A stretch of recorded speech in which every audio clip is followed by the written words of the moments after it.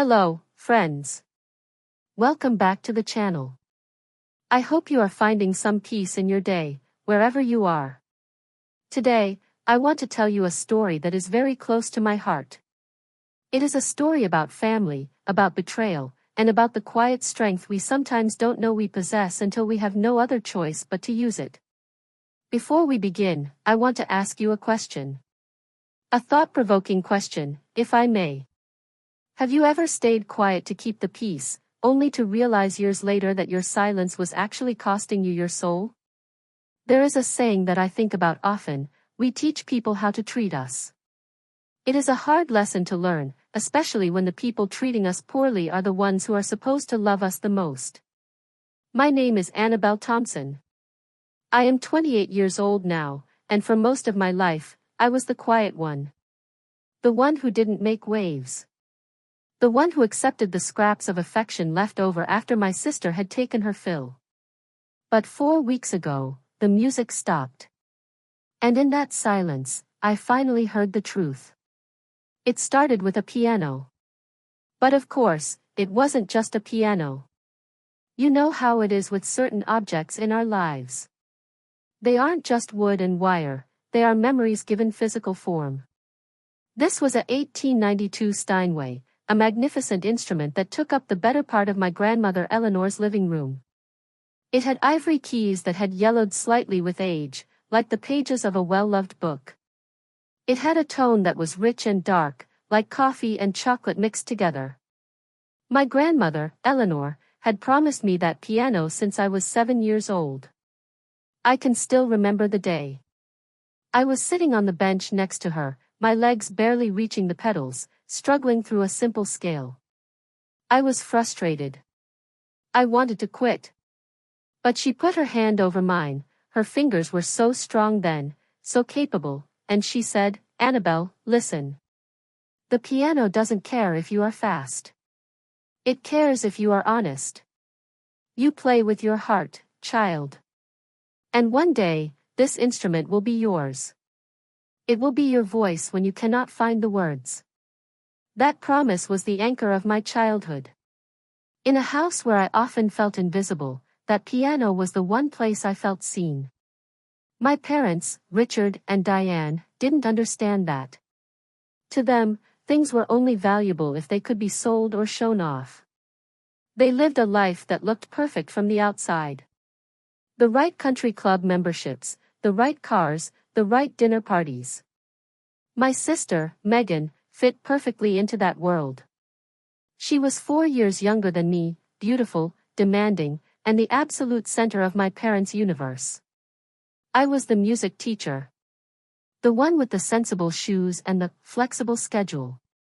The one they called when they needed something, but forgot when they were celebrating. The beginning of the end came on a Tuesday afternoon. It was a gray day, the kind of afternoon where the rain just threatens to fall but never quite breaks.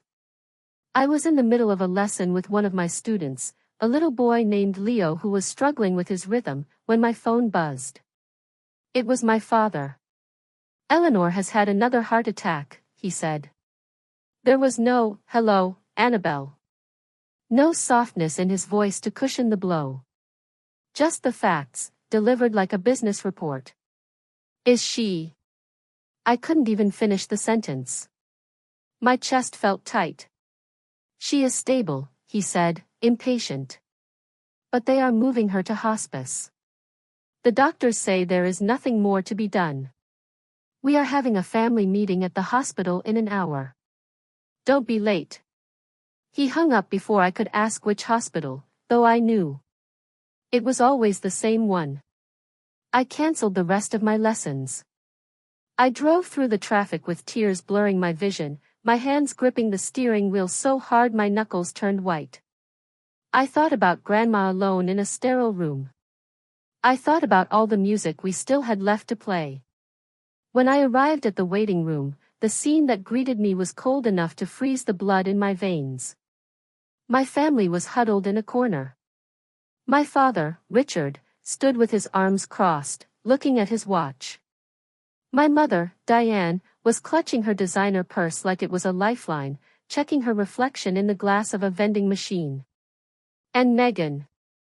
Megan was scrolling through her phone, looking bored. They didn't look like a grieving family. They looked like a board of directors waiting for a delayed meeting. "Good, you're here," my father said when he saw me. He didn't hug me. He didn't ask how I was. "We need to divide responsibilities." I stood there, still catching my breath. "How is she?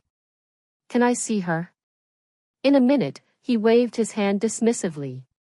"Listen, Diane and I have the business to run. It's quarter-end close. We cannot be running back and forth to hospice every day. And Megan." He looked at my sister with a softness he never used with me. "Megan is in a critical phase with Daniel's family. Daniel Harrison. Megan's boyfriend of 8 months. The son of my father's most important business partner. The golden ticket, as I had heard my mother call him once when she thought I wasn't listening." "So," my father continued, looking at me like he was assigning a chore to a maid. "Annabelle, you will handle the visits. Your schedule is flexible. Teachers don't exactly work overtime, do they?" The insult was casual, practiced. I wanted to scream. I wanted to tell him that I taught 37 children every week, that I ran after-school programs, that my time had value. But I looked at their faces. Cold. Impatient. Expectant. And then I thought of Grandma Eleanor. Alone. "Of course," I said quietly. The familiar words of surrender. "I want to be with her anyway." Perfect. My father was already turning away, pulling his car keys from his pocket. "Keep us updated if anything changes. We need to go." As I walked down the long, antiseptic hallway toward Grandma's room, I heard my mother's voice drift behind me. She was whispering to Megan. "At least she is useful for something." I kept walking. I didn't turn around. Not because I didn't hear it, but because I had grown so used to that specific kind of pain that I had stopped expecting it to be acknowledged. It was just background noise, like the hum of the hospital lights. Grandma's room was different. She had insisted on it. Even in the face of death, Eleanor Whitmore had standards. The room smelled of lavender, she had brought her own essential oils, and old paper. She was lying in the bed, looking smaller than I had ever seen her. Her silver hair was spread out on the pillow, her skin almost translucent. But when I walked in, her eyes opened, and they were fierce. Blue and sharp as a blade. "Annabelle," she whispered. I rushed to her side and took her hand. "I'm here, Grandma. I'm here." We sat like that for a long time. The silence in the room wasn't heavy like the silence with my parents. It was a companionable silence. A shared peace. After a while, she squeezed my hand. Her grip was weak, but her intention was strong. "Annabelle, I need you to know something," she said, her voice raspy. "Anything, Grandma." "The Steinway."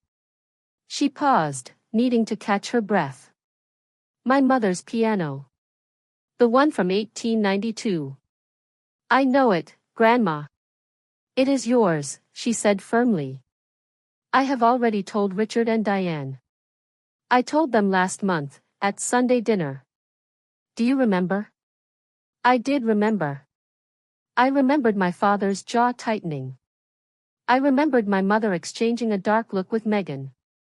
I remembered my sister rolling her eyes and muttering something about sentimental junk taking up too much space. "Grandma, you don't have to worry about that now," I soothed her. "I do have to worry," she insisted. "Because people get strange when there is money involved, Annabelle. Even family. Especially family. Promise me you will take care of it. That piano, it is the history of our family. It belongs to you." "I promise," I said. And I meant it. She smiled then, a knowing smile that seemed to hold secrets I couldn't yet see. There are some things more valuable than money, child, she whispered, her eyes drifting closed as sleep overtook her. And some people who need to learn that lesson the hard way. I stayed until the sun went down. I watched the lights of the city flicker on outside the window, feeling a sense of impending loss that was so heavy I could barely breathe. I thought I knew what grief was. I thought I knew what sadness was. But as I sat there, holding the hand of the only person who had ever truly loved me, I had no idea that the real heartbreak wasn't happening in this hospital room. It was happening 10 miles away, in my grandmother's empty house. Because while I was holding her hand, protecting her peace, my family was busy destroying her legacy. 2 weeks later, everything changed. The days had fallen into a quiet rhythm. School, teaching, hospice. I was exhausted, but it was a good kind of exhaustion. The kind that comes from loving someone well. Grandma Eleanor was fading, but her spirit was still there, flickering like a candle in a drafty room. One afternoon, she asked me for a favor. Annabelle, she whispered, her eyes closed. The photographs. In the study. The ones from the 1974 tour. I want to see them one last time. I'll get them, Grandma, I promised. I'll go today. I still had a key to her house. I drove over after school on a Thursday. It was raining again, a relentless, drumming rain that washed the color out of the world. When I unlocked the front door, the house greeted me with that familiar silence. But this time, the silence felt wrong. It felt hollow. I walked through the foyer, past the dining room where we used to have holiday meals, and turned toward the living room. I stopped. My breath caught in my throat. The room was wrong. For 30 years, the Steinway had anchored that room. It was the heart of the house. It was a massive, beautiful presence that demanded respect. Now, the corner was empty. Where the piano should have been, there was nothing but a large, rectangular indent in the beige carpet. For deep impressions where the heavy legs had stood for decades. It looked like a grave. I stood there for a long time, staring at that empty space. The ghost of the piano was so real I could almost smell the wood polish. I walked over and touched the carpet.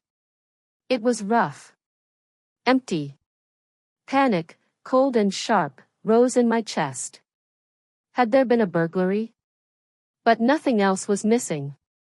The silver candlesticks were on the mantel. The television was there. My hands were shaking as I pulled out my phone and dialed my mother. Mom? My voice cracked. Annabelle? She sounded annoyed. I'm busy getting ready for the party. What is it? Where is Grandma's piano? There was a pause on the other end. A pause that lasted a heartbeat too long. Your father handled it, she said. Her voice was casual. Dismissive. Adult matters, Annabelle. You don't need to worry about it. Handled it? I felt dizzy. What does that mean? Where is it? I said, don't worry about it. Click. She hung up on me. I stood in that empty living room, the phone still pressed to my ear, listening to the dial tone. Outside, the rain lashed against the windows. Inside, the house felt violated. I didn't go home. I got back in my car and drove straight to my parents' house. My father answered the door.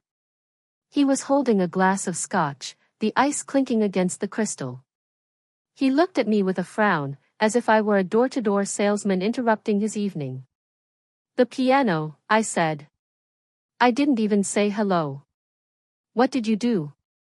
He didn't flinch. He didn't look guilty. He took a sip of his drink and looked me right in the eye. Sold it, he said.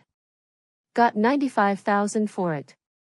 Good price, considering the market. The world tilted on its axis. You sold it? I whispered. Grandma said it was mine. She promised. Grandma is dying, Annabelle. He turned and walked back into the living room, expecting me to follow. She doesn't need a piano. And neither do you. What would you do with a 9-foot concert grand in that shoebox apartment of yours? It wasn't yours to sell, I said, my voice shaking. It was a business decision, he said, settling into his leather armchair. We needed liquid assets. Before I could answer, I heard the front door open behind me. Then, the jingle of keys. Megan walked in. She was glowing. She looked like she had just won the lottery. Dad, she squealed. It drives like a dream. The leather seats are amazing. She spun the keys around her finger. A heavy fob with a silver star caught the light. Mercedes-Benz. I looked from the keys to my father, and then back to the keys. The pieces clicked together with a sickening sound. You bought her a car? I asked. My voice was flat. Dead. With Grandma's piano money? My father shrugged, like I had asked about the price of milk. Megan needs to make the right impression on the Harrisons. Daniel's family is particular about appearances. You can't show up to the country club in a Honda, Annabelle. You wouldn't understand. That piano was my inheritance, I said. It was the only thing she wanted me to have. My mother appeared then, coming down the stairs. She was wearing a silk robe, looking every inch the lady of the manor. Don't be dramatic, Annabelle, she said coldly. Megan needed that money for her future. You teach children's music classes. You don't perform. You aren't a concert pianist. Why should a $100,000 instrument gather dust with you when it could actually help your sister secure her marriage? Secure her marriage. That was it. That was the trade. My soul for Megan's status. Megan sauntered over to me, swinging those new keys right in my face. Don't be jealous, Anna. It's not a good look on you. Maybe if you had picked a better career, you could afford nice things, too. I looked at them. My parents. My sister. The people who were supposed to be my safe harbor. I realized then that I wasn't a daughter to them. I wasn't a sister. I was an inconvenience. Does Grandma know? I asked. The room went silent. The ice in my father's glass clinked. Does she know you sold her piano? I repeated, louder this time. My mother's face hardened. The mask of the socialite dropped, revealing something cruel underneath. She is in hospice, Annabelle, my mother spat. She is on morphine half the time. She doesn't need to know anything that might upset her. You mean you don't want her to know, I said. My mother stepped closer to me. She smelled of expensive perfume and gin. I mean, she lowered her voice to a hiss, that if you tell her, if you go running to that hospital and cause her stress, and if something happens to her because of it, that will be on you. She poked a manicured finger into my chest. Do you want to be responsible for killing your grandmother? The accusation hung in the air like poison. I should have backed down. The old Annabelle would have backed down. I would have apologized for upsetting them. I would have gone home and cried into my pillow. But something had shifted inside me. Maybe it was the empty space where the piano used to be. Maybe it was the look on Megan's face. Grandma has a right to know what happened to her property, I said quietly. And I won't lie to her. I turned and walked out before they could respond. I didn't sleep that night. My apartment felt smaller than usual. I sat on my second-hand couch, staring at a framed photograph on my bookshelf. It was Grandma Eleanor at her final concert, 20 years ago. Her fingers were poised above the keys of that Steinway, her face luminous with purpose. My mother's words circled in my head like vultures. If something happens, that will be on you. Was she right? If I told Grandma, would the shock hurt her? Would I be causing pain to a dying woman just to clear my own conscience? But then I remembered what Grandma had told me once, years ago. Truth can wound, Annabelle. But lies? Lies infest. They rot everything they touch. I pulled my knees to my chest. I thought about the last 28 years. Every time I had stayed quiet. Every time I had made myself smaller so my family could feel bigger. If I stayed silent now, I wasn't protecting Grandma.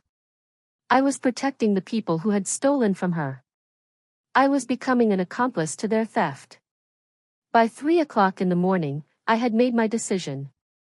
Grandma deserved the truth. She deserved to know that her son, the man she raised, had assumed she was too weak to matter anymore. And maybe, just maybe, I deserved to stop apologizing for existing. I set my alarm for early morning. I would go to hospice before school. I would tell her everything. I didn't know it then, but that decision was about to light a fuse that would blow my family's perfect little world apart. Grandma was awake when I arrived. It was barely 7 a.m. The hospice was quiet, that heavy, muffled silence that hangs over places where people are waiting for the end. The morning light was filtering through the blinds, painting stripes of pale yellow across her bedsheets. She was propped up against her pillows, looking out the window at a single oak tree standing in the parking lot. "You look like you haven't slept," she said softly, without turning her head. I froze in the doorway. Even facing death, she saw everything. "I haven't," I admitted. I pulled the plastic chair close to her bed. The legs scraped against the linoleum floor, a harsh sound that made me wince. I sat down and took her hand. It was cold. "Grandma," I started. My throat felt like it was filled with broken glass. "I have to tell you something. And it's going to hurt." She turned to look at me then. Her eyes, usually so bright with humor, were serious. She studied my face, searching for the truth I was trying to hide. "Then tell me," she said. So I did. I told her about the empty space in her living room where the music used to live. I told her about the $95,000. I told her about the silver Mercedes-Benz gleaming in the driveway, and Megan spinning the keys on her finger like a toy. I told her about my father's casual dismissal, "She doesn't need a piano." And finally, I told her about my mother's threat. "If you tell her, you'll be the one to kill her."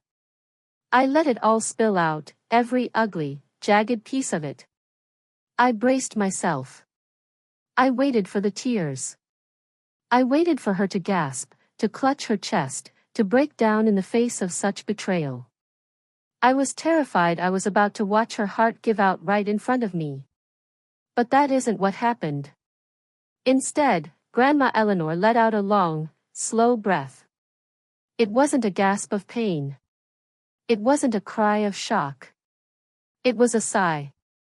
The sigh of someone who had been waiting for a shoe to drop, and was almost relieved that it finally had. "Grandma?" I whispered, terrified by her calm. She looked at me, and her expression wasn't grief-stricken. It was resigned. And underneath the resignation, there was something else. Something like steel. "I knew this might happen, sweetheart," she said quietly. My jaw dropped. "You knew? How could you know?" "I know my son," she said. Her voice was steady, though it lacked the power it once had. "I have watched him become this person for 40 years, Annabelle. I watched him value things over people. I watched him raise your sister to believe she was the center of the universe. I hoped he would change. I prayed he would." She looked back toward the window. But I also prepared for the possibility that he wouldn't. My mind was racing. Prepared? How do you prepare for your own son selling your legacy while you are on your deathbed? Prepared how? I asked. She didn't answer me directly. Instead, She lifted a trembling hand and pointed toward her bedside table. Hand me my phone, would you? I picked up her old smartphone. It was a simple model, the text set to the largest size.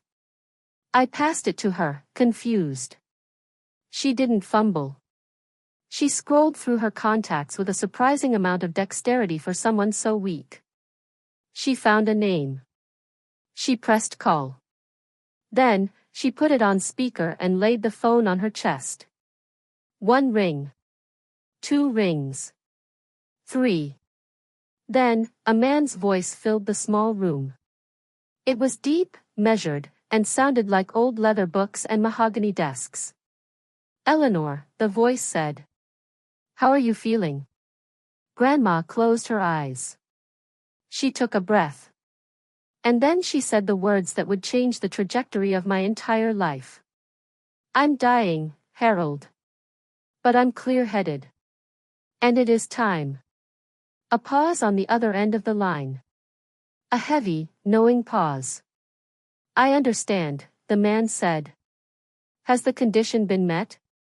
He sold the piano, Grandma said. Her voice didn't waver. He sold it to buy a car for Megan. I see. The man's voice grew colder, more professional. I am sorry, Eleanor. I know you hoped it wouldn't come to this.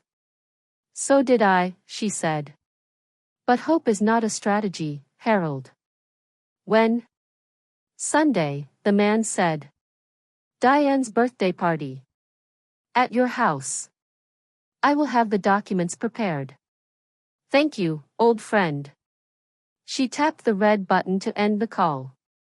The silence rushed back into the room, but now it felt charged. Electric. I stared at her. Grandma, who is Harold? Harold Jennings, she said, setting the phone down. He has been my attorney for 30 years. He was your grandfather's closest friend. But Dad uses that firm downtown. The one with the big glass building. Yes, Grandma said, a small, mischievous smile touching her lips. Your father has his attorney. And I have mine. I have many things your father doesn't know about, Annabelle. She shifted in the bed, wincing slightly. The effort of the call had drained her. Richard assumes he understands everything about my affairs, she whispered. He has always assumed. That is his greatest weakness. He thinks because I am old, I am blind. He thinks because I am kind, I am stupid. I felt like I was standing at the edge of a cliff, looking down into a canyon I hadn't known existed. What is happening on Sunday? I asked. At Mom's birthday party? Justice, Grandma said. She reached out and squeezed my hand again. Delayed, perhaps. But justice nonetheless. I don't understand. You don't need to understand the mechanics yet, she said. You just need to trust me. Can you do that? Always, I said. You know that. Then I need you to do one thing for me. Anything. Go to that party, she said. Dress nicely. Hold your head up high. And bring your patience. She looked at me with that intense, piercing gaze. The kind of patience I taught you when you were learning Chopin. Do you remember? When you wanted to throw the sheet music across the room because it was too hard? I almost laughed, despite the tears drying on my cheeks. That bad? Worse, she said softly. But necessary. Your father and mother need to learn that actions have consequences. And I have spent 5 years making sure that when the lesson finally came, it would be unforgettable. 5 years. She had been planning this for 5 years. Grandma, I asked, my voice trembling. What did you do? She closed her eyes, exhaustion finally winning the battle against her will. I protected you, sweetheart, she murmured, her voice drifting off toward sleep. The way I should have protected you all along. I am only sorry it took me so long to act. I sat with her until her breathing deepened into a rhythmic sleep. I watched her chest rise and fall. My mind was spinning. Harold Jennings. Sunday. My mother's birthday party in Grandma's house. Something was coming. A storm was gathering on the horizon, and my parents, busy polishing their new Mercedes and planning their party, had absolutely no idea they were standing in its path. 2 days later, I found myself sitting in a small, unassuming law office on the outskirts of Philadelphia, facing the man on the phone. I needed to know the truth before Sunday. I couldn't walk into that party blind. Harold Jennings was nothing like my father's flashy lawyers. He was in his late 60s, with silver hair and gold-rimmed glasses. He wore a suit that looked like it was 20 years old but perfectly tailored. His office didn't smell like money. It smelled like work. "Annabelle Thompson," he said, extending a hand. "Your grandmother speaks of you constantly. It is a pleasure to finally meet the musician. Mr. Jennings, Harold, please." He gestured to a leather chair. "Sit. Your grandmother asked me to explain a few things before the weekend." I sat. My hands were trembling in my lap. "Your grandmother is a remarkable woman," Harold began, leaning back in his chair. "She is also far more astute than her children give her credit for. She knew this day might come." "The piano?" I asked. "The piano. The disregard. The greed." Harold folded his hands on his desk. "Tell me, Annabelle. Do you know who owns the house your parents live in?" I blinked. "They do. Grandma gave it to them when Grandpa died. That was 10 years ago." Harold's expression didn't change. He looked at me with a mixture of pity and professional detachment. "Is that what they told you?" "It's what everyone says. My dad calls it his estate." "Everyone is wrong," Harold said. He opened a drawer and pulled out a thick folder. He slid it across the mahogany desk toward me. "Your grandmother allowed Richard and Diane to live in that house rent-free so they could save money and build their business. But she never transferred ownership. Not legally. Not ever." I stared at the document in front of me. I saw the words property deed. I saw the address, the house I grew up in. And I saw the name of the owner, clear as day. Eleanor Whitmore. No transfer. No joint tenancy. "They have been living in her house for 10 years, I said slowly, trying to make the math work in my head. "Thinking it was theirs?" "Precisely." "But why?" I asked. "Why would Grandma let them believe a lie?" "Because she was testing them, Annabelle." Harold leaned forward, his voice dropping an octave. "She was watching to see if her son would prove her fears wrong. She gave him the appearance of wealth to see if he would develop the character to handle it." Harold sighed, and he looked sad. "Unfortunately, he did exactly what she expected. And on Sunday, the lease is up." I left Harold's office with a copy of the deed in my bag. The drive home felt surreal. Everything I thought I knew about my family's power, their money, their status, it was all smoke and mirrors. Sunday was 3 days away. Whatever Grandma had planned, it was going to happen in the very place my parents felt safest. In the house they claimed as their kingdom. And they didn't see the trap door beneath their feet. That night, I returned to my apartment and began searching.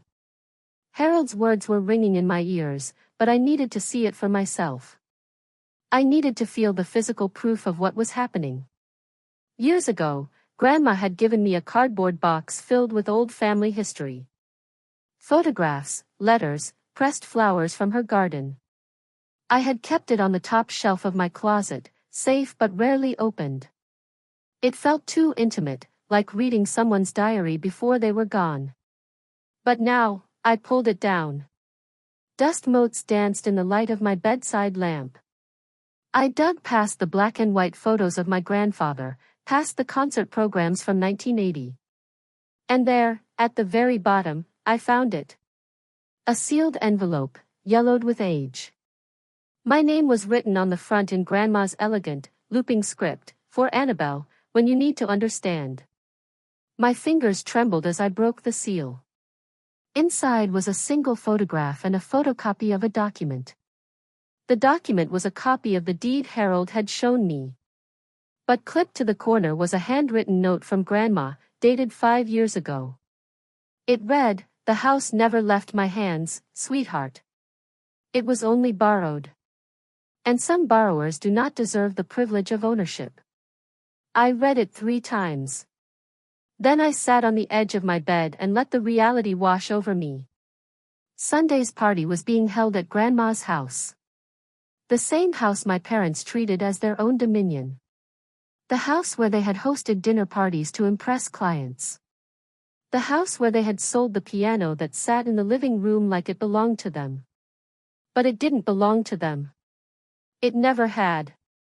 My father had built his entire sense of status, his entire identity, on a foundation that didn't exist.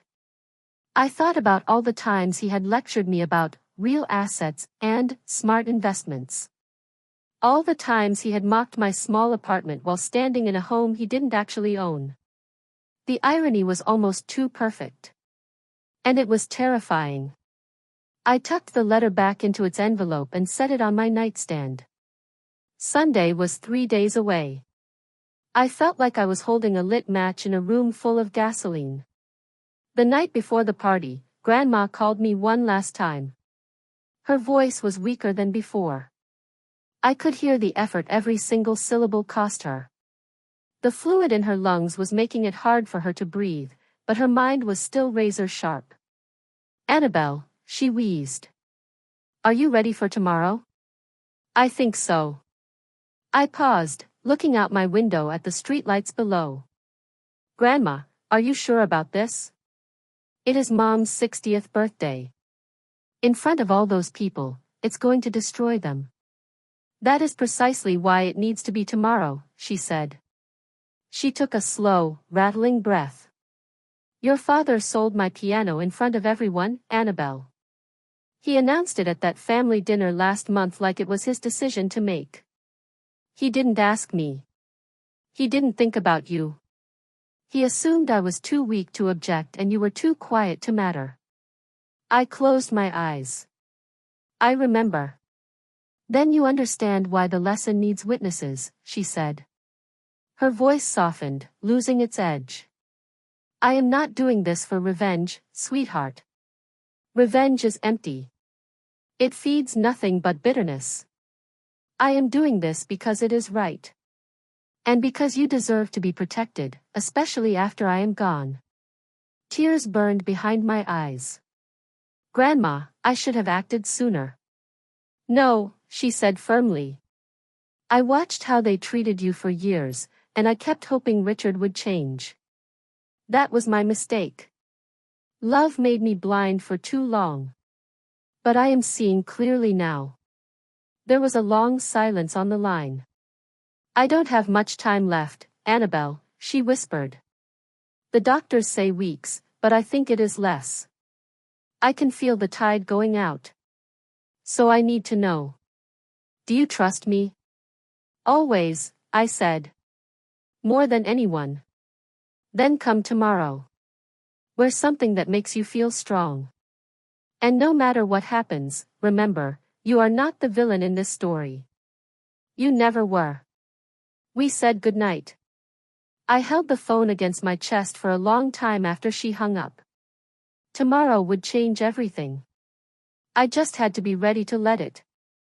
Sunday arrived with pale winter sunlight and the kind of crisp air that makes everything feel sharper.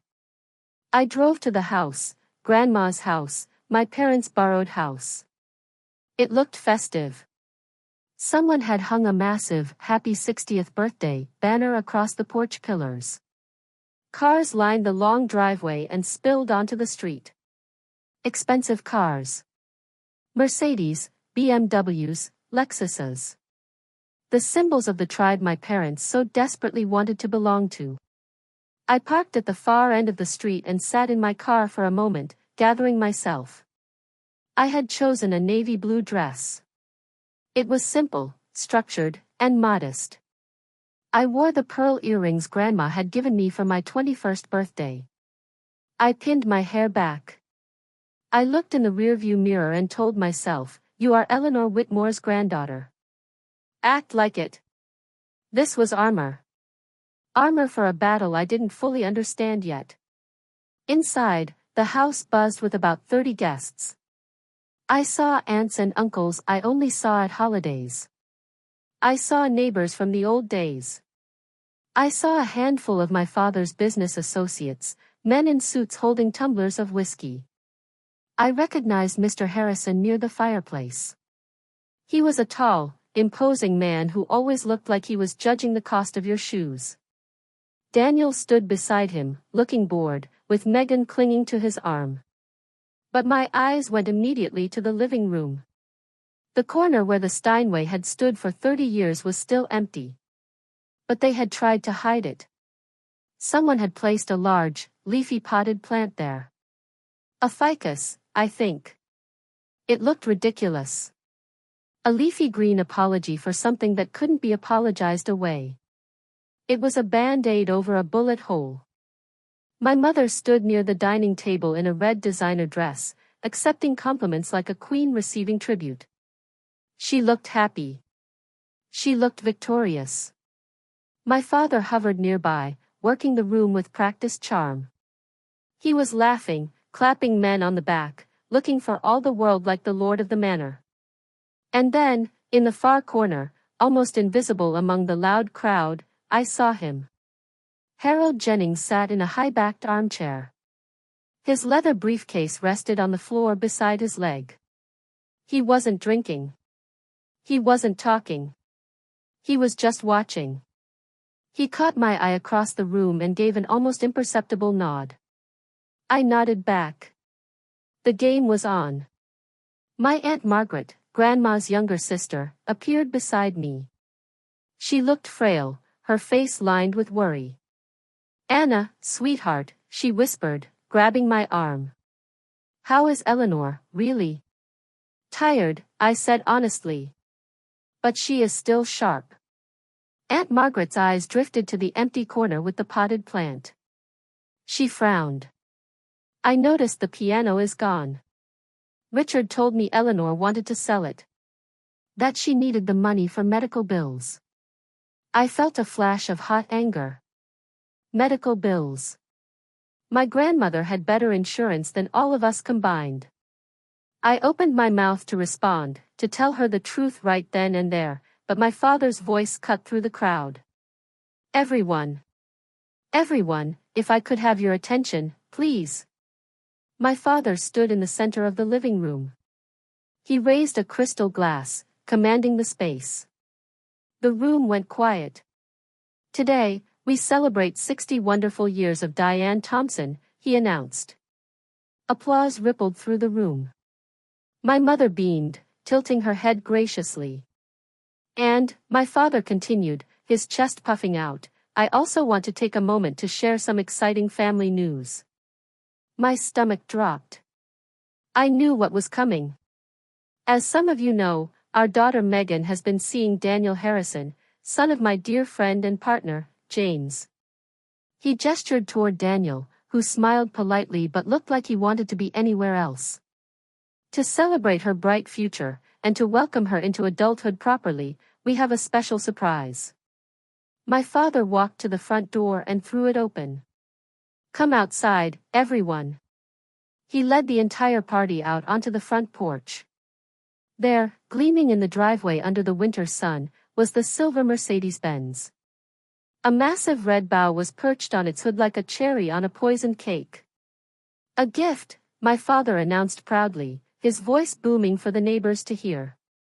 "Made possible by Grandma Eleanor's generosity. She sold her antique piano to invest in her granddaughter's future." The lie was so smooth. So easy. Megan squealed. It was a performance. She threw her arms around my father, then my mother.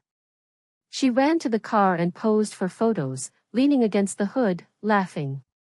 I stood frozen on the porch. He was doing it again. Rewriting the story. Making himself the benevolent father, making grandma the willing donor, while erasing her wishes entirely. A woman standing near me leaned toward her husband. Wasn't that piano supposed to go to the other granddaughter? The music teacher? Her husband shrugged, sipping his drink. Guess plans changed. Money talks. Aunt Margaret appeared beside me again. Her face was pale. Anna, did Eleanor really agree to this? Before I could answer, Megan spotted me. She broke away from her admirers and called out, her voice dripping with that false sweetness she used when she wanted to hurt me in public. Anna! Come take a picture. She waved her hand, the new car keys jingling. Don't be jealous, Anna. It's not a good look, she called out, loud enough for everyone to hear. I'm sure Grandma will leave you something, too. Maybe her collection of old sheet music? Scattered laughter from the crowd. I saw Mr. Harrison smirk. My hands were shaking at my sides. My vision blurred with tears I refused to let fall. I felt small. I felt stupid. I felt exactly how they wanted me to feel, insignificant. But then, from the doorway behind me, I heard a sound. It was a sharp, distinct click. The sound of a briefcase latch snapping open. I turned around. Harold Jennings was standing there. He wasn't sitting anymore. He held a thick folder of documents in his hand, and the look on his face was not one of celebration. It was the look of an executioner who had just sharpened his blade. Everyone began filing back inside, driven by the cold air and the promise of cake. But the energy had shifted. The celebration felt brittle now, like a glass about to shatter. I moved to follow them, but Aunt Margaret blocked my father's path in the foyer.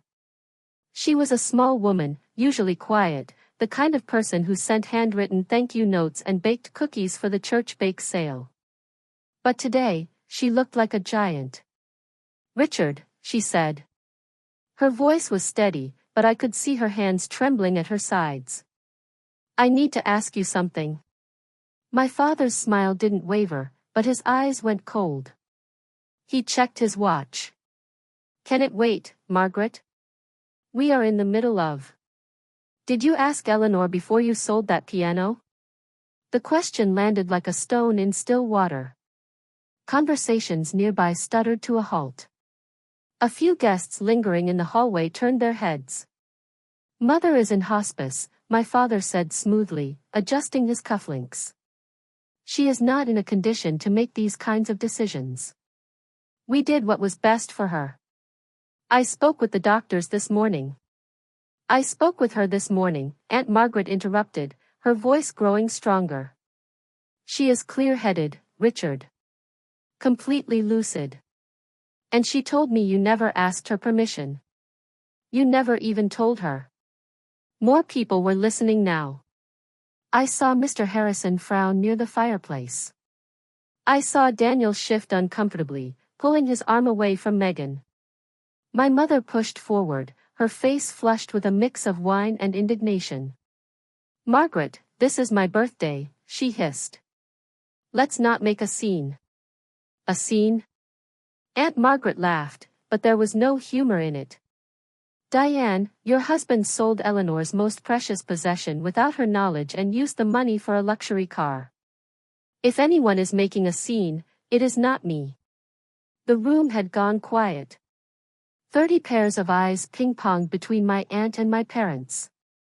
My father's composure cracked just slightly. A vein throbbed in his temple. This is a family matter, he snapped. It doesn't need to be discussed in public. Actually, a new voice said from behind us. I think public is exactly where it needs to be discussed. I turned. Harold Jennings was standing in the center of the room now. He had moved the potted plant aside, reclaiming the empty corner where the piano used to be. A choice that felt very deliberate. He opened his folder. "Good afternoon, everyone," he said. His voice wasn't loud, but it carried to every corner of the room. It had the weight of authority. "My name is Harold Jennings. I am Eleanor Whitmore's attorney." My father's face went white. It wasn't a gradual fade, it was instant. As if someone had pulled the plug on his blood supply. "My mother has an attorney," my father stammered. "Since when?" "Since 30 years ago, Richard," Harold replied. His tone was polite, but cutting. "I also represented your father. You would know this if you had ever bothered to ask about their affairs, rather than just their assets." Muffled gasps from the guests. Someone in the back whispered, "Oh my God." My mother stepped forward, trying to regain control of her party. "Eleanor is dying. She is not in her right mind. Whatever papers you have, Mr. Whoever you are." "Jennings," Harold supplied calmly. He raised a hand, silencing her. "I visited Eleanor this morning. Her nurse, Carol, can confirm she is fully competent and lucid. She dictated specific instructions for today's meeting." He removed a document from the folder. It was old legal paper, the edges slightly worn. "Now," Harold said, looking around the room. "I understand there has been some confusion about property ownership. So let me clarify." He held up the paper. "This is the deed to the house we are currently standing in." I watched my father grab the edge of a dining chair to steady himself. "Notice the name on the deed," Harold continued. "Eleanor Whitmore. Not Richard Thompson. Not Diane Thompson." Harold paused, letting the words sink into the expensive carpet. "This house has never been transferred. It was never gifted. Your parents have been living here rent-free for 10 years at Eleanor's generosity. Nothing more." The room erupted in whispers. "Is that true? I thought they owned the whole block. Rent-free?" My father looked like he couldn't breathe. Megan stared at him, confusion and panic warring on her face. "Dad? What is he talking about? You said this was our house." Harold wasn't done. "That," he said quietly, setting the deed down on the dining table where everyone could see it, "is just the beginning." He turned back to my father.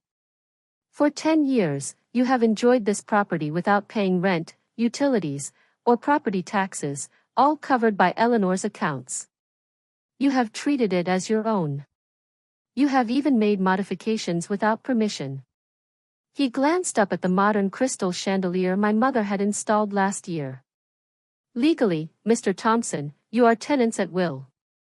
And the property owner has the right to terminate that arrangement." "You can't be serious," my mother shrieked. Her voice was shrill, losing all its cultivated elegance. "We have lived here for a decade.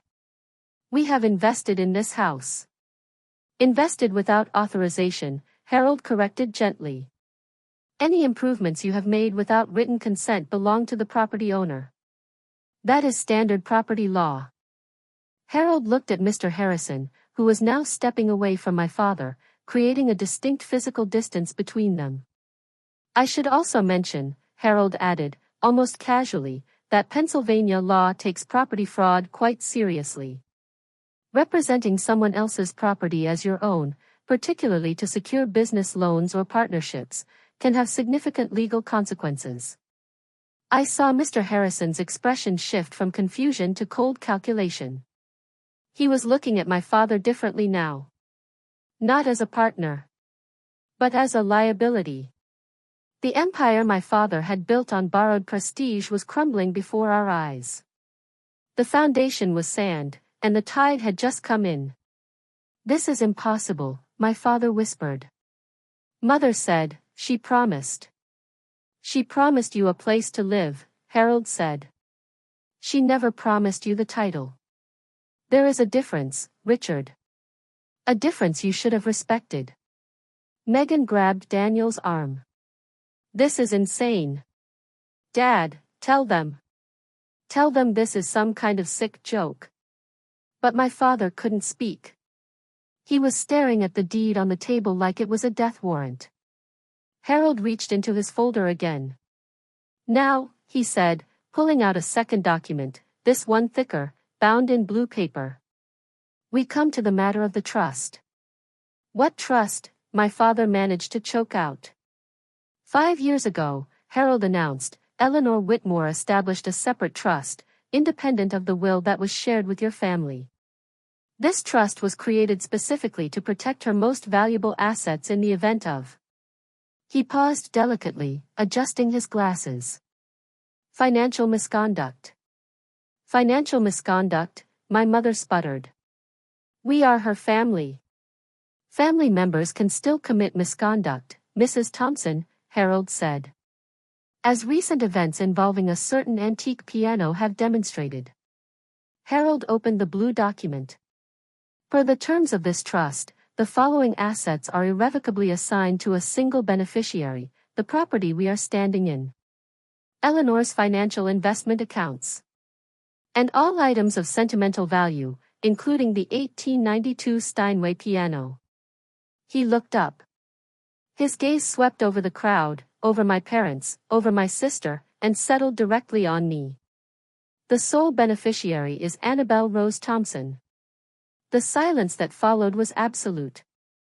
It was a vacuum. Megan let out a sound that was half gasp, half sob. What? This is fraud, my father shouted, suddenly finding his voice. He pointed a shaking finger at me. She manipulated her. That little, she poisoned her against us. Richard, Harold's voice turned to ice. I would advise you to choose your next words very carefully. Everything said here today has been witnessed by over 30 people. Aunt Margaret moved to stand beside me. Her hand found mine and squeezed it hard. Eleanor knew exactly what she was doing, Harold continued. She spent 5 years watching. Waiting. Hoping her son would prove her wrong. Instead, you sold her most treasured possession to buy a car for the granddaughter who never visits her. Harold closed the folder with a snap. Actions have consequences, Mr. Thompson. This is yours. My mother was crying now, ugly, black tears of mascara running down her face. Megan looked like she might be sick. And I couldn't move. I couldn't breathe. I knew this was coming, but seeing it happen, seeing the absolute dismantling of their arrogance, was more powerful than I could have imagined. But Harold had one more piece of business to attend to. Regarding the piano sale, he said, pulling out a final sheet of paper. Since the Steinway was part of the trust, and Annabelle is the designated beneficiary, the sale conducted without the trustees' consent constitutes unauthorized disposal of trust assets. What does that mean? Megan whispered. It means, Harold said, looking at the keys in her hand, that the $95,000 must be returned to the trust. Within 30 days. We don't have $95,000, my father cried. The money went to the car. Then I suggest, Harold said, nodding toward the window where the Mercedes gleamed in the driveway, that you find a way to liquidate that asset immediately. Liquidity? Megan repeated the word as if it were a foreign language. Her face crumpled. My car? You're taking my car. I am not taking anything, Miss Thompson, Harold said, his voice maddeningly calm. I am simply explaining the legal consequences of your family's choices. The funds used to purchase that vehicle were misappropriated from a trust. Therefore, the vehicle effectively belongs to the trust. I watched Megan look to Daniel for support. She reached for his hand, her fingers grasping at the sleeve of his expensive jacket. Daniel, tell them, she sobbed. Tell them this is ridiculous. But Daniel Harrison didn't step forward. He stepped back. He looked at my sister, then at the Mercedes in the driveway, and then at his father. Mr. Harrison gave a sharp, imperceptible shake of his head. I think. Daniel started, pulling his arm away from Megan's grip. I think this is a family matter, Megan. It's really not my place. The betrayal on my sister's face was total. She stood there, the keys to her dream car still clutched in her hand, realizing for the first time that the people who loved her for her status would leave the moment that status disappeared. Additionally, Harold added, turning his attention back to my parents. Eleanor has asked me to inform you that your living arrangement in this house will be formally restructured. My mother froze. Restructured? You may continue to reside here temporarily, Harold said. But a proper lease agreement will be required. A lease? My mother's voice was barely audible, a whisper of disbelief. In the house we have lived in for 10 years? In the house, Harold corrected gently, that you never owned. The room had gone deathly quiet. The kind of silence where you can hear a pin drop. Every eye was on me now. Not on Harold. On me. The quiet music teacher. The invisible daughter. My father turned slowly. His face was twisted with a mixture of betrayal and fury. He looked like a cornered animal. You did this, he hissed. You poisoned her against us. I stood my ground. My heart was hammering against my ribs like a trapped bird, but my feet felt rooted to the floor. No, Dad, I said. I didn't do anything. My voice was steadier than I expected. It sounded like a stranger's voice. Strong. Clear. Grandma made these decisions 5 years ago, I said. Before I knew anything about them. I only found out this week. Liar. My mother's voice shook with venom. She stepped toward me, her face flushed and ugly with rage. You have always been jealous of Megan. You have always been jealous of our success. This is your revenge, isn't it? You want to humiliate us. Revenge? I felt something cold and hard crystallize inside me.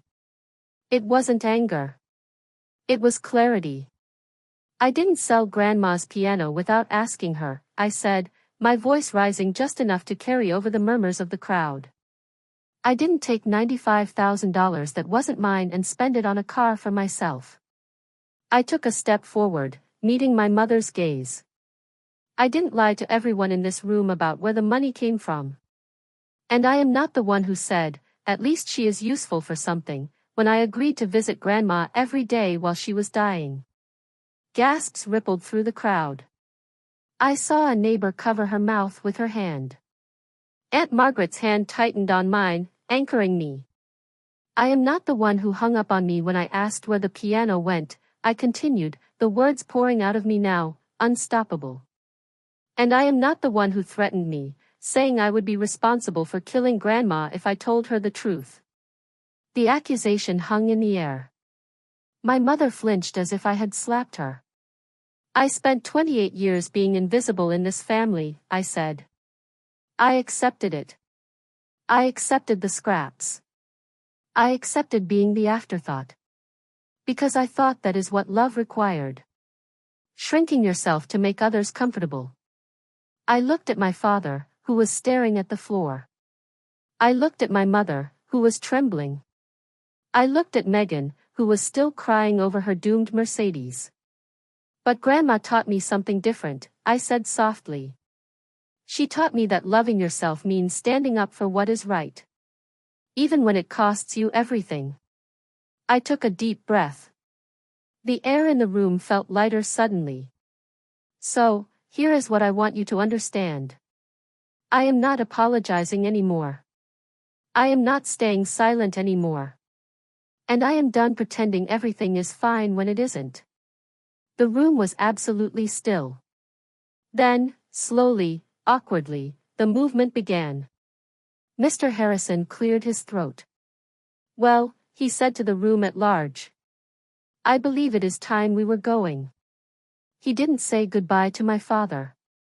He simply walked to the door. Daniel followed him, not even looking back at Megan. That broke the dam. The guests began to disperse. There were no cheerful goodbyes. No, thank you for having us. Just hurried whispers, eyes averted, and the sound of coats being gathered.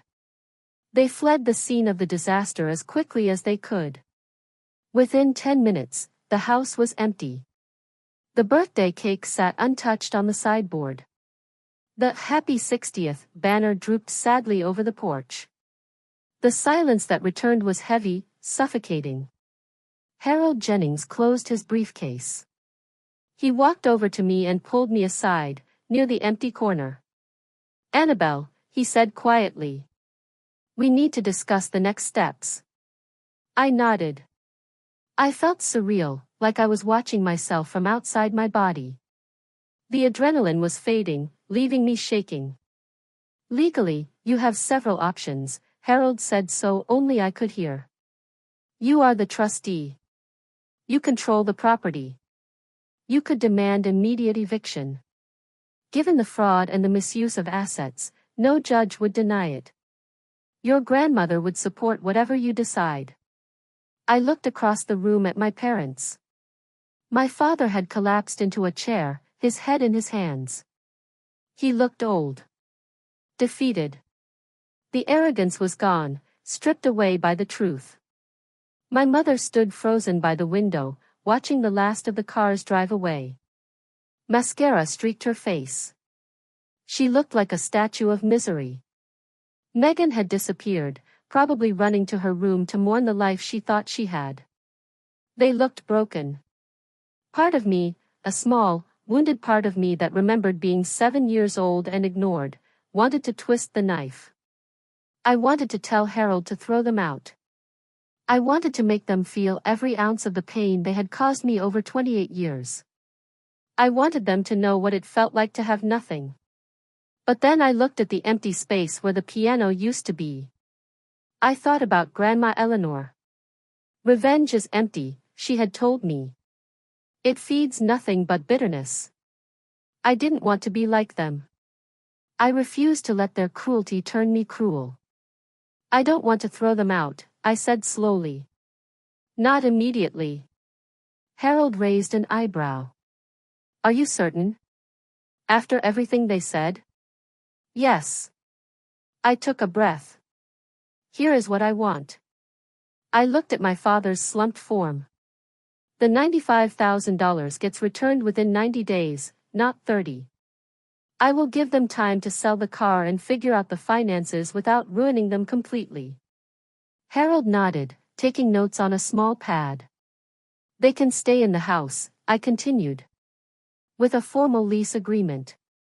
But they will pay rent. Minimal rent, enough to cover taxes and upkeep, but they will pay. They need to understand that this is not their kingdom." "And long term?" Harold asked. I swallowed hard. "After Grandma." I couldn't say the word dies. "After she passes, they will have 12 months. 1 year to find somewhere else to live." Harold stopped writing. He looked at me, his eyes soft behind his glasses. "That is remarkably generous, Annabelle. Given everything." "Maybe," I said. "But I am not doing this to punish them. I am doing it because it is right. And because I refuse to become the kind of person they are." Harold studied me for a long moment. Then he nodded, a hint of deep respect in his expression. "Your grandmother said you would respond this way," he said. "She knew your heart." "She did?" "She is very proud of you, Annabelle." "I know," I whispered, my voice cracking. "I hope she is." Harold called my parents over to the table. The agreement was drafted right there, on the back of a legal pad, witnessed by Aunt Margaret who had stayed behind. My father signed without looking at me. His hand shook. My mother's hand shook so badly she could barely hold the pen. Neither of them said a word. No apology. No anger. Just the crushing weight of shame. By the time the last signature was in place, the sun was setting. The house was full of long shadows. Aunt Margaret hugged me tight before leaving. "You did the right thing, sweetheart. You showed them grace they didn't earn." "Grace isn't about earning it," I said tiredly. "It's about who gives it." As she left, my phone buzzed in my pocket. It was a video call request. From Grandma's hospice number. I answered it, walking to the empty corner of the living room. Her face appeared on the screen, pale but peaceful against the white pillow. Nurse Carol was visible in the background, smiling gently. "My brave girl," Grandma's voice was weak, barely a whisper over the speaker. "How do you feel?"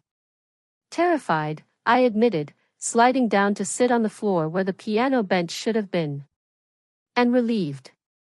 And sad. All at once." "That is how courage feels, sweetheart," she said. "It is never comfortable. If it was comfortable, everyone would do it." "I didn't throw them out, Grandma. I gave them time." "I know," she said. Her eyes glistened. "Harold texted me. You are a better person than they deserve, Annabelle. But that is why I chose you." I pressed my hand against the cold glass of the phone screen, wishing I could hold her hand one last time. "Thank you, Grandma," I whispered. "For everything. For protecting me." "Don't thank me," she said, smiling through her own tears. "Just live well. Play music. Be happy. That is how you thank me." "I will. I know you will, sweetheart." She closed her eyes. "I know you will." That was the last time I saw her eyes open. But the story didn't end there.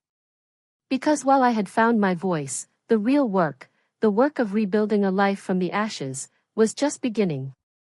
I know a lot of you are probably sitting there thinking, so that's it? Did they apologize? Did they change? We want to believe that when people are confronted with the undeniable truth of their actions, they will have a moment of clarity. We want the movie ending where the family hugs and learns their lesson. But real life isn't a movie.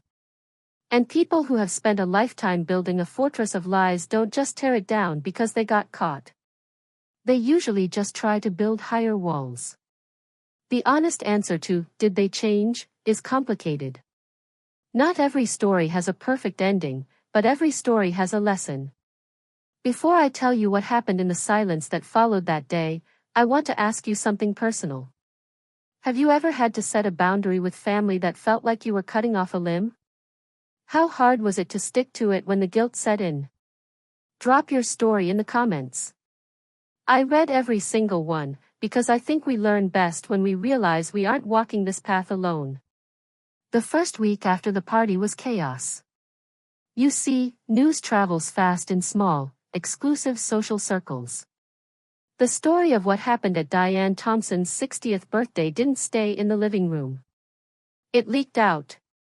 It spread like wildfire through the country club, the church groups, and the business associations. It turns out, people love a scandal, especially when it involves people who acted superior to them. My father's business partners suddenly became unavailable for meetings. Old friends stopped returning calls. The biggest blow came from Mr. Harrison. He formally withdrew from the joint venture he and my father had been planning for 6 months. When my father demanded an explanation, standing in the lobby of Harrison's office because his badge no longer worked, the response he got was cold and final. "I can't do business with someone I can't trust, Richard," Mr. Harrison had told him.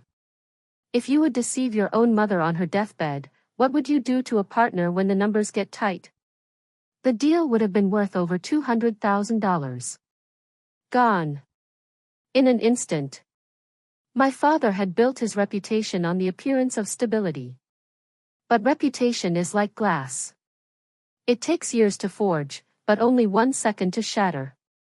And then there was the car. Megan had to return the Mercedes. It was a humiliation she wasn't prepared for. The dealership wasn't sentimental.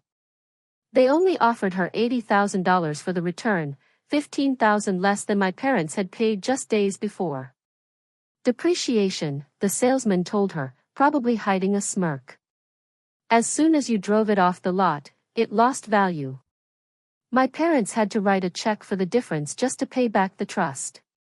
Money they didn't really have. Megan screamed. She cried. She blamed me. She blamed the salesman. But in the end, she signed the papers. Daniel broke up with her 3 days later. He didn't do it in person. He didn't even call. He did it via text message. My family thinks it is best if we take some time apart, the message read. Translation: You are a liability now. My sister, who had always been the golden child, found herself suddenly, painfully ordinary. No car. No wealthy fiancé. No special status. She had to borrow my mother's old Honda to get to job interviews because she had never bothered to save for her own vehicle. I didn't gloat. I didn't reach out to say, I told you so. I simply went about my life. I taught piano to my students. I visited grandma every evening. I ate dinner alone in my apartment. But I would be lying if I said there wasn't a quiet satisfaction in watching the facades crumble. My father had spent years measuring success in appearances, the house, the car, the right connections. Now he was learning that none of it had ever been real. The foundation he had built his identity on was borrowed. And borrowed things always have to be returned. 3 weeks after the birthday party, the call came. It was 6 a.m.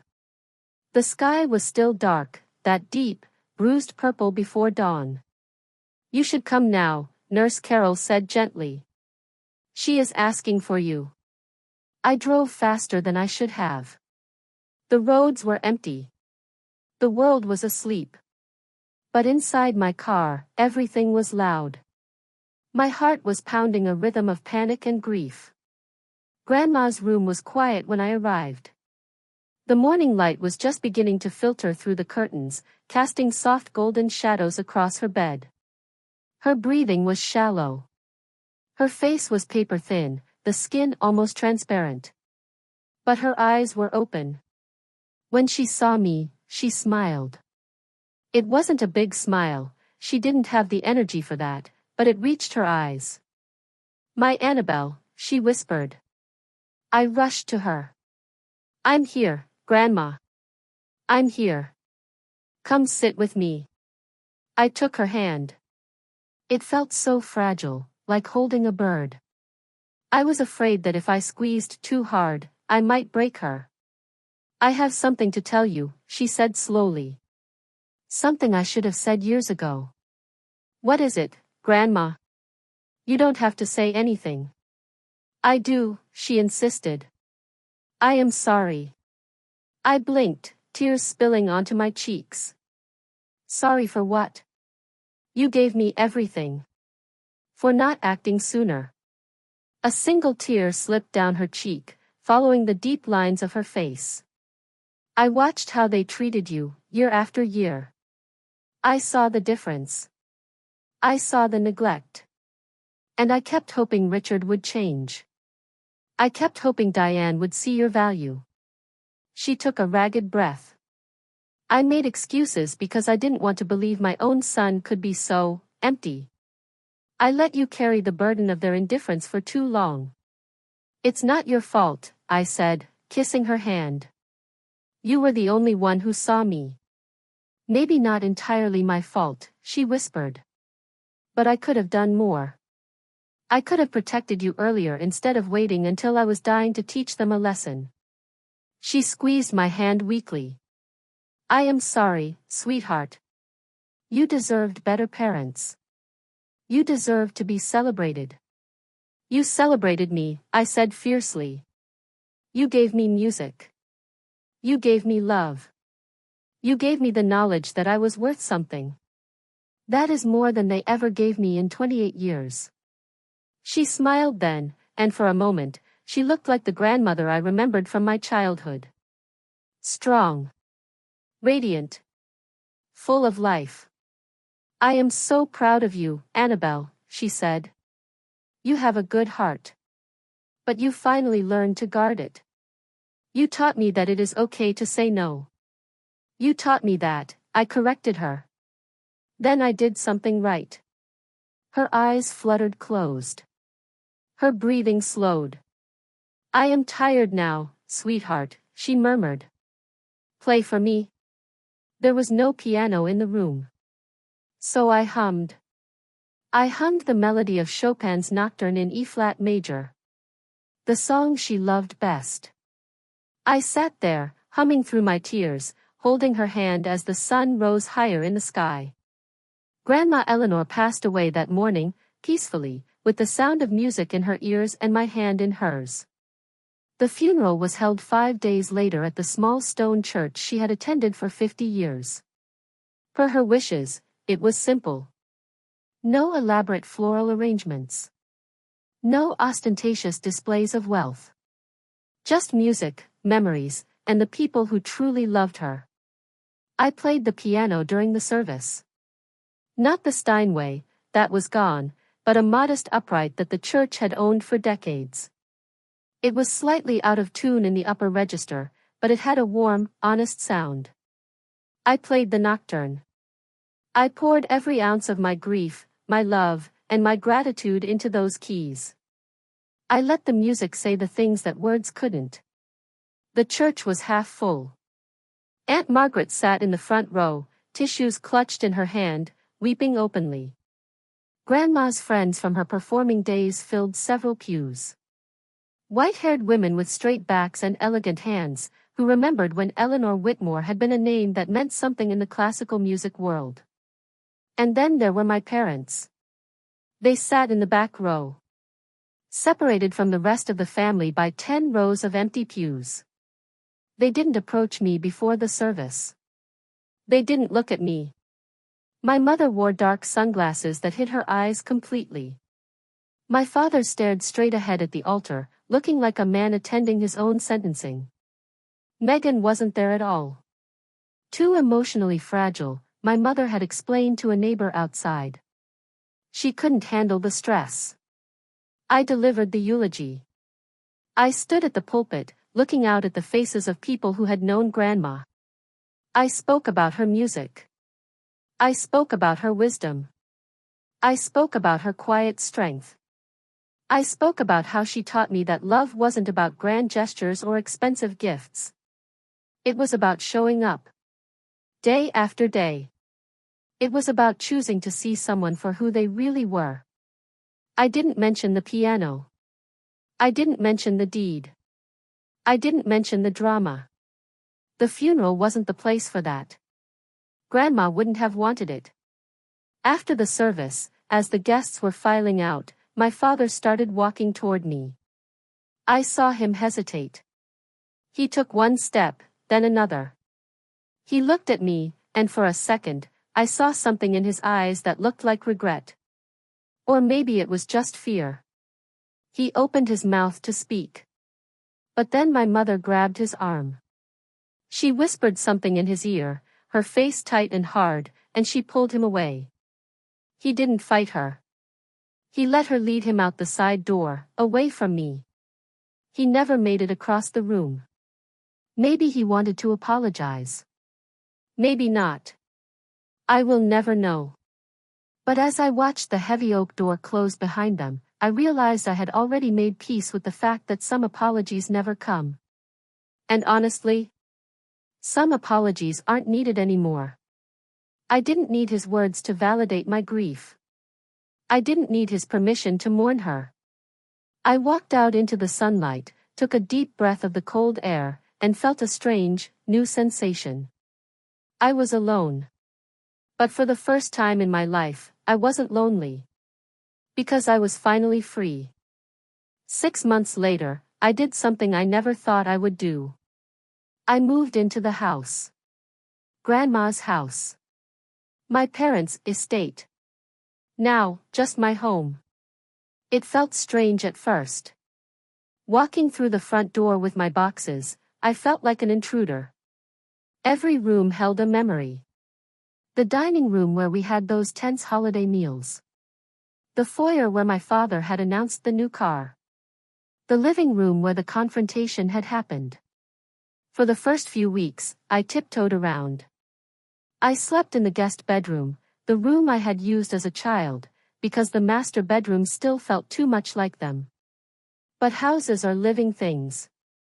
They breathe. They change. And slowly, as I opened the windows to let the spring air in, the house began to feel less like a museum of trauma and more like a sanctuary. I used a portion of the money returned to the trust. Yes, my father paid it back, every cent, though it nearly bankrupted him, to buy something important. I didn't try to find the Steinway. That piano was gone, lost to a collector in Europe who probably didn't know its story. And honestly, I didn't want it back. It carried too much weight now. Too much pain. Instead, I went to a music shop in the city and found a beautiful, semi-concert Yamaha Grand. It was polished ebony, sleek and modern. It didn't look like the 1892 antique. It looked like a new beginning. The delivery men set it up in the living room, right in that empty corner. When they left, I sat on the bench for a long time, just looking at the keys. I was afraid to play. I was afraid that if I touched it, the ghost of the old piano would be angry. But then I remembered Grandma's voice. Play for me. I lifted my hands. I played a C major chord. Simple. Bright. Resonant. The sound filled the room, chasing away the shadows. It bounced off the high ceilings and settled into the furniture. And in that moment, the house stopped belonging to my parents. It stopped belonging to the past. It belonged to the music. A few weeks later, I started teaching private lessons there. My first student was Aunt Margaret's granddaughter, Sophie.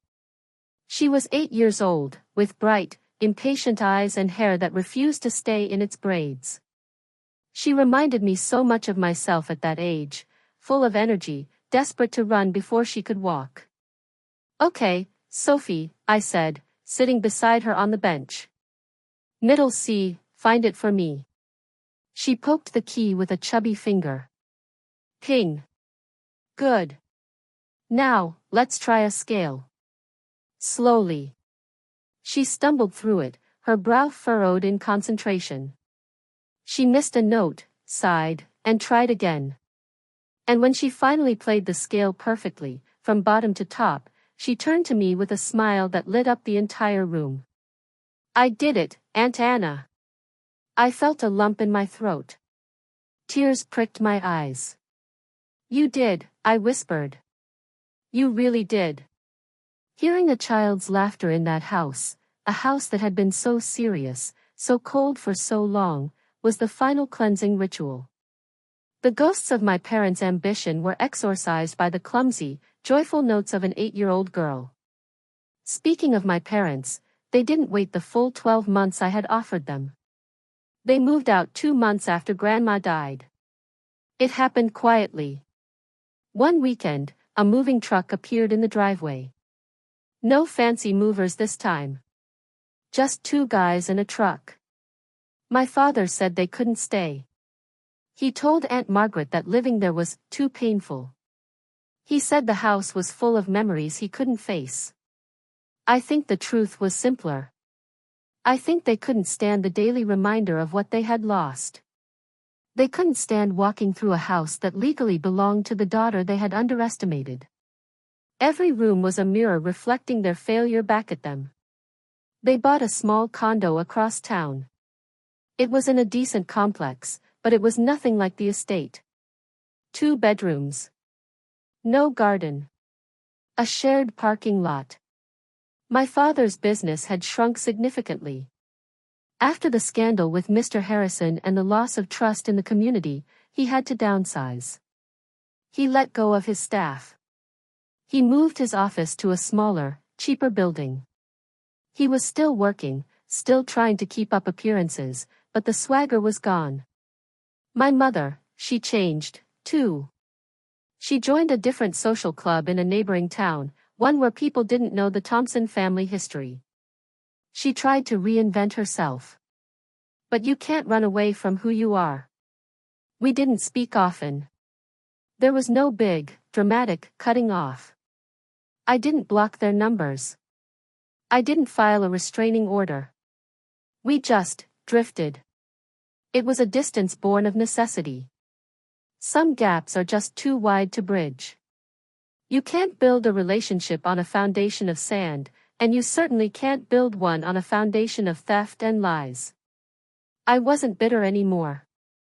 Bitterness is exhausting. It's like drinking poison and expecting the other person to die. I was just done. In the evenings, after my students had gone home, I would sit at my new piano and play until the stars came out. I would open the French doors to the garden Grandma had planted 50 years ago. The scent of jasmine and freshly cut grass would drift in on the breeze. The crickets would start their own symphony in the hedges. Sometimes I played Chopin. Sometimes Bach. Sometimes I just improvised, letting my fingers find melodies that went nowhere and everywhere all at once. Grandma's presence lingered in those moments. I felt her in the smell of the lavender. I heard her in the creak of the old floorboards settling for the night. I saw her in the way the moonlight fell across the sheet music. She was gone, yes. But she was everywhere. She had left me a house, but that wasn't the real gift. The real gift was the freedom to fill that house with my own life. To fill it with students who loved music. To fill it with peace instead of tension. To fill it with truth. I was 29 years old, alone in a big house, with a new piano and a broken family. And for the first time in my life, I felt completely whole. But life has a funny way of circling back just when you think you've closed the door. 8 months after the funeral, on a Tuesday evening just as I was closing the piano lid, my phone rang. I looked at the screen. The name flashing there made my breath hitch. Megan. I hadn't spoken to my sister since the day of the party. I hadn't seen her since she drove away in the Honda, crying over her lost Mercedes. I stared at the phone. 1 ring. 2 rings. 3. My thumb hovered over the decline button. I didn't have to answer. I didn't owe her anything. I had my peace. I had my boundaries. But then I thought of Grandma. I thought of grace. Grace isn't about earning it. It's about who gives it. I took a deep breath, swiped right, and lifted the phone to my ear. Hello? Anna? Her voice sounded different. Smaller. Less certain. It lacked that sharp, mocking edge I had grown up with. Megan, I said, keeping my voice neutral. Silence stretched between us. 28 years of sisterhood reduced to awkward pauses and static on a line. I'm not calling to ask for anything, she said quickly, as if she was afraid I would hang up. I wanted to say something. I walked over to the window and looked out at the dark garden. Okay, I said. I'm listening. What she said next was the last thing I expected to hear. I've been thinking a lot, Megan said. Her voice was shaky, like she was walking on a tightrope and afraid to look down. About everything that happened. About how I acted. About us. I leaned my forehead against the cool glass of the window. That's a lot to think about. I was so angry at first, she admitted. The words tumbled out in a rush. I was furious at you. I was furious at Grandma. I was furious at the world. I thought you had stolen something from me. I thought I was the victim. She let out a short, dry laugh. It wasn't a happy sound. It was the sound of something brittle breaking. And now? I asked. Now, she paused. I could hear the background noise of traffic on her end. A horn honked in the distance. Now, I'm standing at a bus stop on 4th Street. A bus stop? I asked, surprised. Megan had never taken public transportation in her life. Yeah. My car, well, you know about the car. She took a breath. I'm working at a marketing firm downtown. Entry level. I'm an assistant to an assistant. I get coffee. I file paperwork. I make copies. That sounds different, I said. It's humbling, she said. I ride the bus because I can't afford a car payment and rent right now. And honestly, it's the best thing that could have happened to me.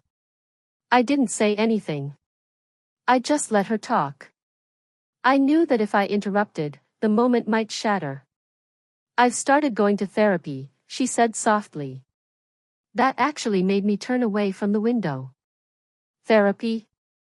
Mom hates it, Megan said, and for a second, I heard a ghost of her old conspiratorial tone. She says we don't air our dirty laundry to strangers. But I told her I didn't care what she thought anymore. Good for you, I said. And I meant it. My therapist says I have a lot of unpacking to do about Mom and Dad, Megan continued. About how I was raised. About why I thought I deserved everything without ever earning a single thing.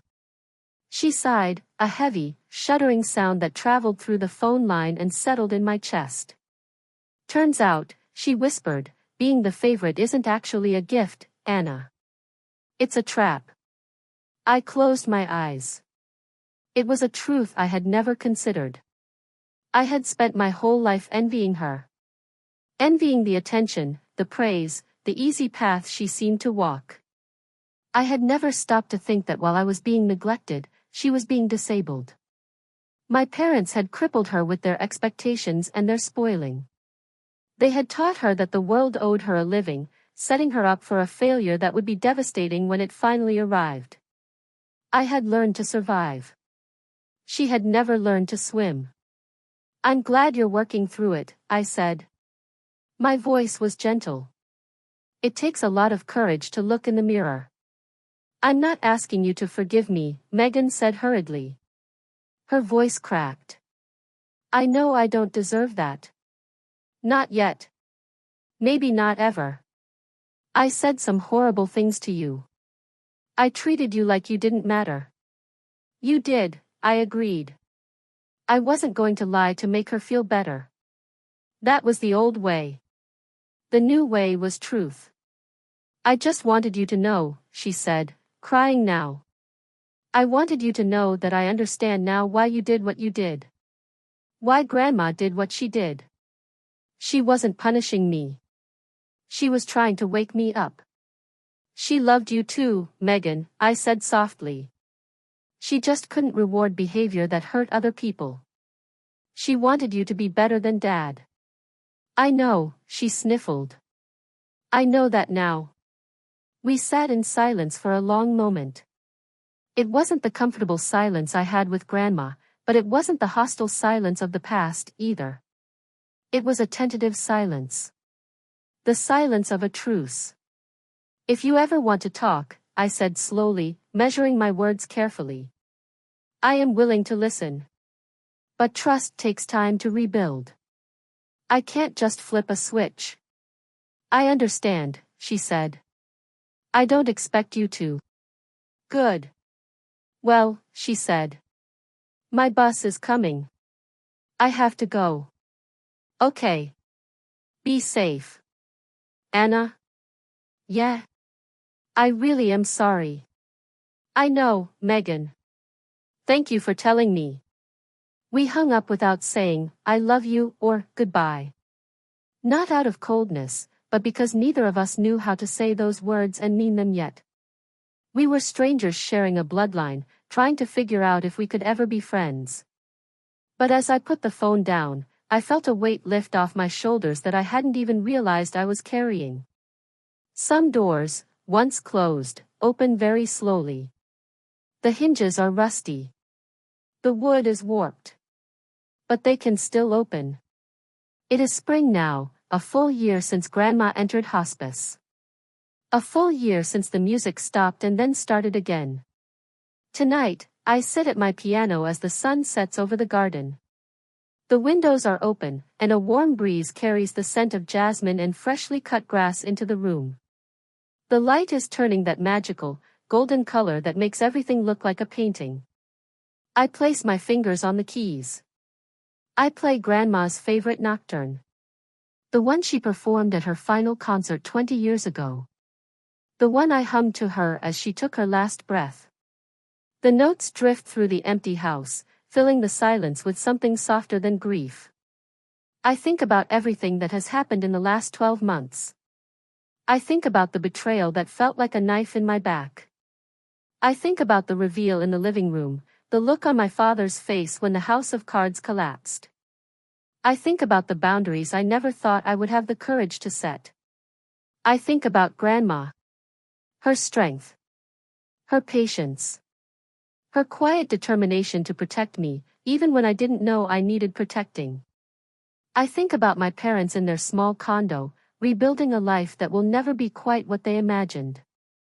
I wonder if they ever talk about the piano.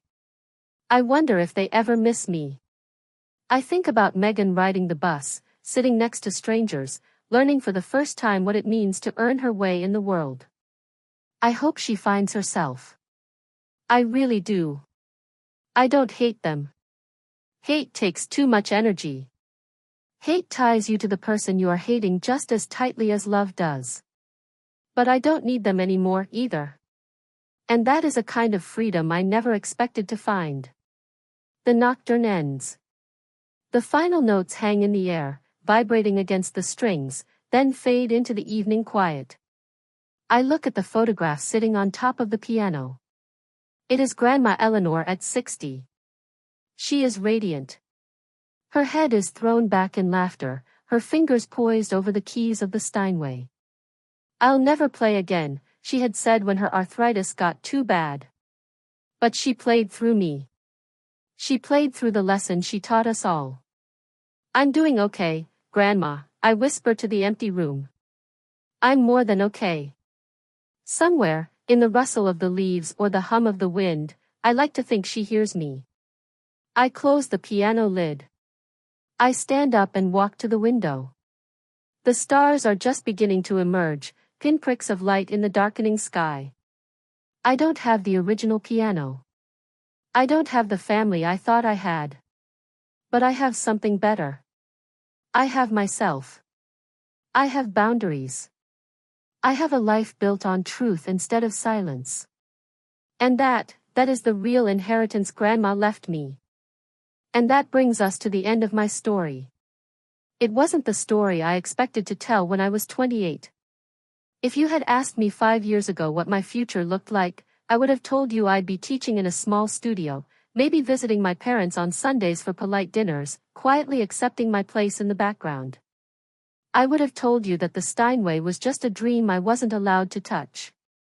But life rarely goes according to the script we write for ourselves. Sometimes, the script gets torn up.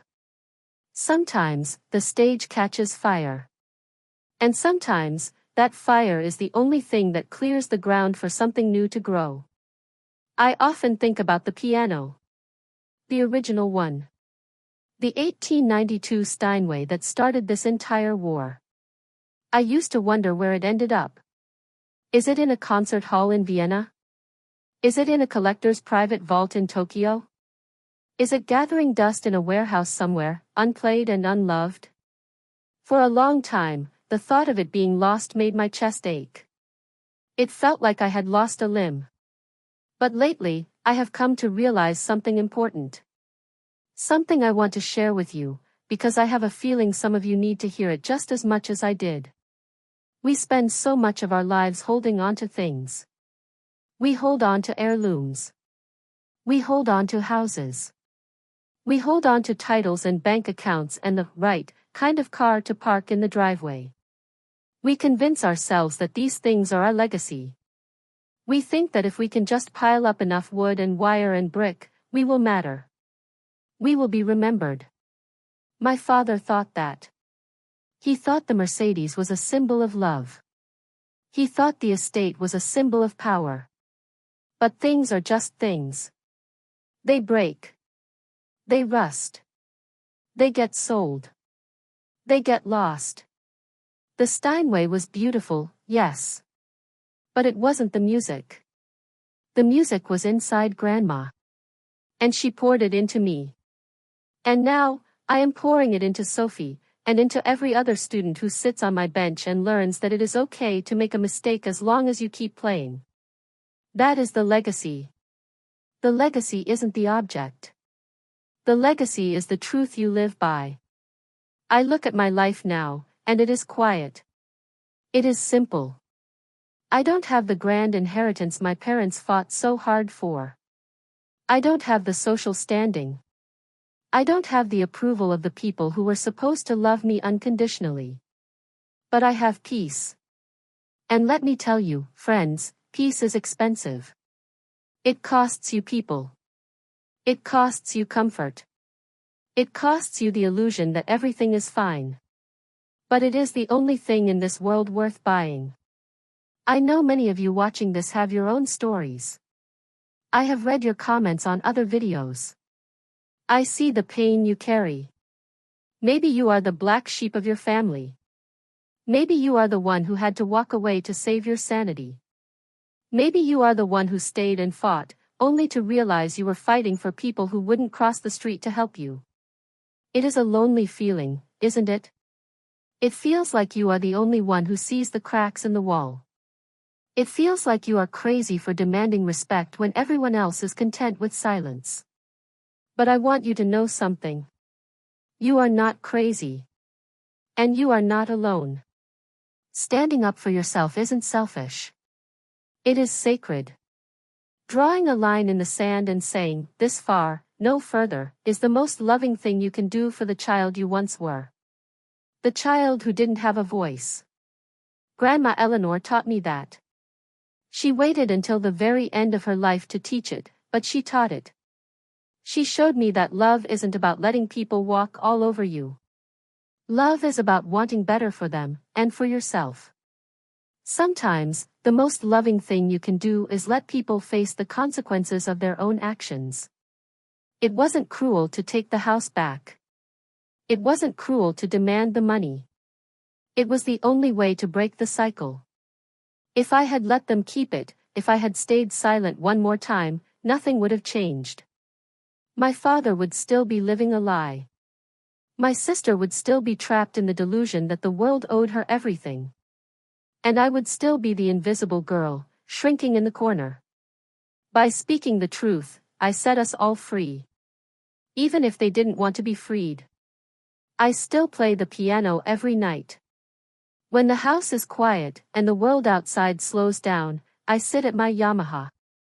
I don't play for an audience. I don't play for applause. I play for the girl I used to be. I play for the woman I am becoming. And I play for Eleanor. I like to imagine that somewhere, on a plane of existence we can't quite understand, she is listening.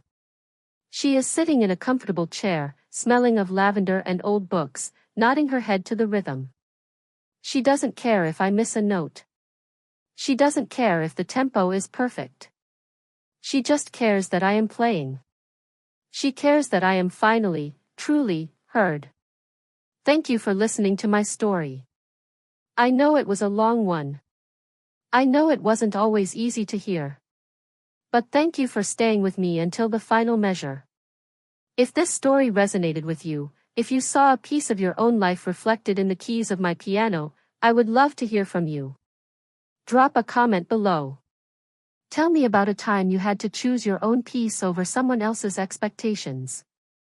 Tell me about the inheritance you really care about leaving behind. Is it money? Or is it something else?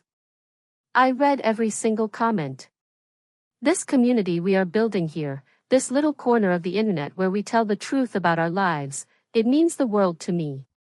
If you enjoyed this video, and if you want to hear more stories about life, love, and the messy, beautiful business of being human, please consider subscribing to the channel.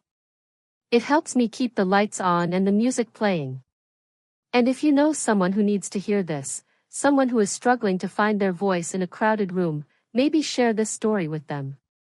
You never know whose life you might touch just by saying, "I understand." I'm Annabelle Thompson. This has been my melody. Take care of yourselves.